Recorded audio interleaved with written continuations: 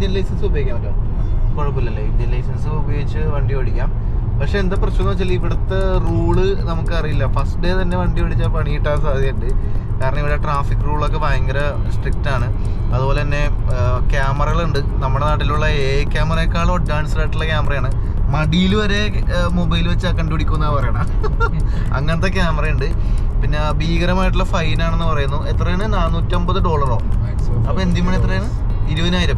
20,000 രൂപയൊക്കെയാണ് fine. പിന്നെ ഈ line traffic ഉണ്ടല്ലോ, അതായത് 100 കിലോമീറ്ററാണ് ഈ സ്പീഡിൽ പോകാൻ പറ്റുന്നത് ഈ റോട്ടിൽ കൂടി. അപ്പോൾ 105 അല്ലെങ്കിൽ 107 വരെയൊക്കെ പോയാൽ ക്യാമറ പിടിക്കില്ല. 110 ആണെങ്കിൽ ഫൈൻ അടിക്കും അല്ലേ? എത്ര രൂപ ഇപ്പോൾ അതിന്? ഒരു $220 എന്തോ ഫൈൻ ഉണ്ട്. നാട്ടിലൊരു 12,000 രൂപ സംതിങ് വരും ഓവർ സ്പീഡിന്. അത് ആദ്യത്തേല്. പിന്നെ പോയിന്റിന്റെ എന്തോ പരിപാടി ഇല്ലേ, അതായത് ഡീമെറിറ്റ് പോയിന്റ് ഉണ്ട്. അപ്പൊ ഈ 12 കിട്ടും അല്ലെ? ഒരാൾക്ക് 12 പോയിന്റ് ആണ്. അപ്പൊ ഈ 12 പോയിന്റ് കഴിഞ്ഞ് കഴിഞ്ഞാൽ ലൈസൻസ് സസ്പെൻഡ് ചെയ്യും. പിന്നെ അത് പുതുക്കണമെങ്കിൽ 3 വർഷം കഴിയണം. അങ്ങനെ കുറെ റൂൾസ് ഉണ്ട്. ഈ റോഡ് നിയമങ്ങൾ ഇവിടെ അടിപൊളിയാണ്. അതുകൊണ്ട് തന്നെ ആൾക്കാർ നന്നായിട്ട് വണ്ടി ഓടിക്കുന്നുണ്ട്.